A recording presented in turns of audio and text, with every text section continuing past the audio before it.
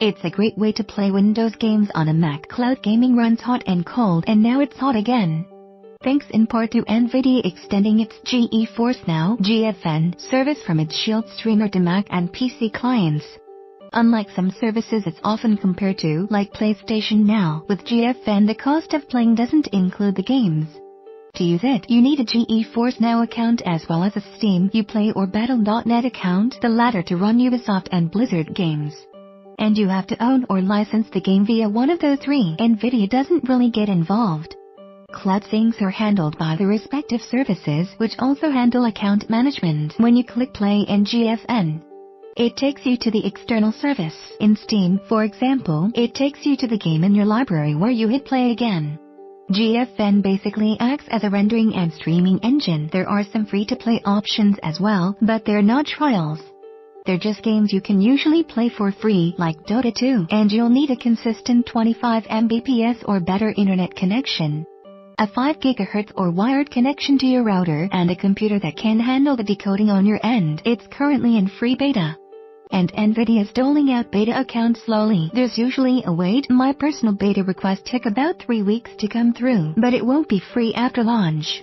A lot of unknowns swirl around the service, especially price and availability. When it was announced at CES 2017, NVIDIA said the pricing would be $25 for 20 hours of play, equivalent to about £18 and $32 Australian. NVIDIA declined to tell me if that's changed, what it expects the pricing structure to be, or when it will be out of beta.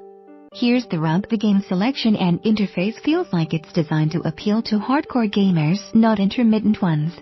But the announced pricing and policies will likely only appeal to intermittent gamers or Mac owners who have few alternatives.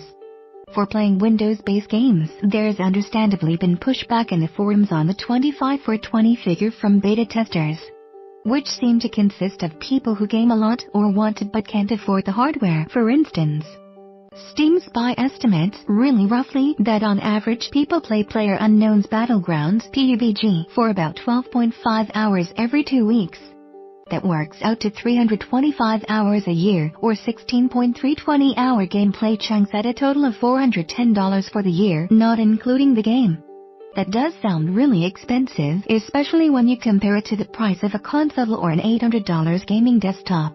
It also sounds expensive when you compare it to other streaming services like Netflix, whose 4K streaming plan costs half that, including content. But I don't think NVIDIA really wants people to use this as their main gaming system. If they're going to be playing lots of hours, that would require a lot more resources to keep everyone happy, so the high price functions as a filter.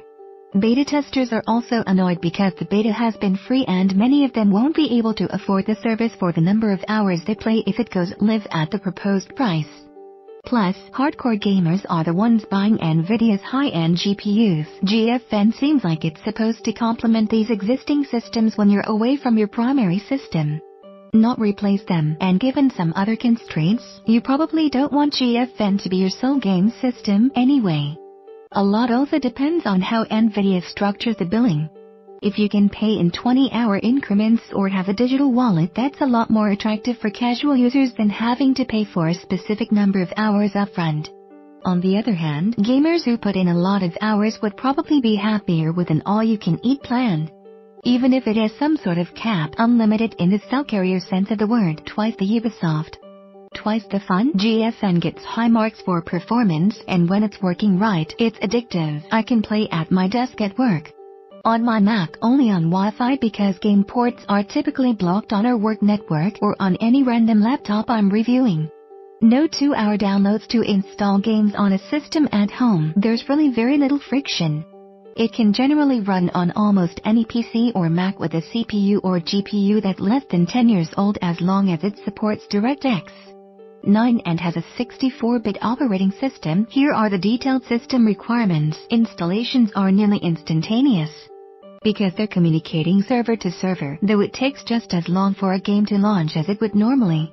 When you launch a game, NVIDIA starts up the Windows virtual machine to run it, and when you quit the game, the VM shuts it down. That's how it magically lets you play on a Mac, and generally, games run well, as long as your network is decent and you stick to 1920x 1080 resolution. The rendering takes place on the server, so you get game frame rates akin to a GTX 1070, though it's running a GTX 1080 class GPU. I played on a Mac Pro, MacBook Pro, HP Spectre X360, mid-range ROG Strix and even a cheap Acer Swift one that didn't meet the minimum specifications to run the app. GeForce Now screens top look less detailed than those from the same system running the game bottom. I did experience some glitchiness or lag occasionally, but it tended to be in games that are glitchy or laggy in general. Yes, I'm looking at your BioShock Infinite. One persistent issue I've had is random audio dropout across any network. Gaming ranges from really good with just a little stutter to a perennial connecting message to no response at all. Though it depends on the game, some detail may come in blurry at first and then progressively render more sharply. Though this happens more on menus and cutscenes than during gameplay, that's all over Wi-Fi, though when I ran into trouble. Switching to wired made all the difference. However, no matter how high the server-side frame rates, it's still streaming to you at either 60 FPS or 30 FPS depending upon your monitor and connection type, HDMI or DisplayPort. And you still need to buy game-quality keyboard and mouse, and a wired controller comes recommended if you want 60 FPS. You'll also need either a gaming laptop, their built-in screens support higher refresh rates, or an external monitor connected via DisplayPort. As long as they're high profile, you'll find some as yet unfinished games on Steam, such as the perennially early access Factorio and RimWorld, as well as the PUBG test server. By launching into Steam, you can play anything in your library. You're not limited to NVIDIA selection.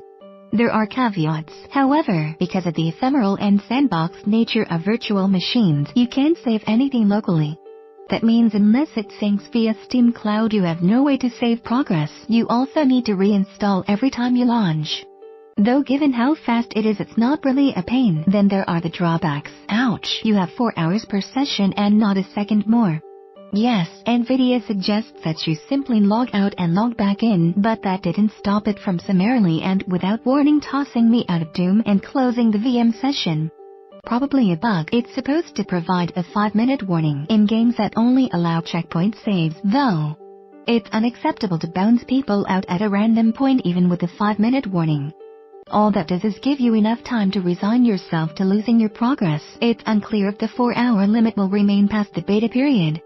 But I'm sure there will be some kind of time limitation, so hopefully NVIDIA will fix the experience. You can avoid it by relaunching periodically, such as after every checkpoint, though that's annoying and sometimes infeasible.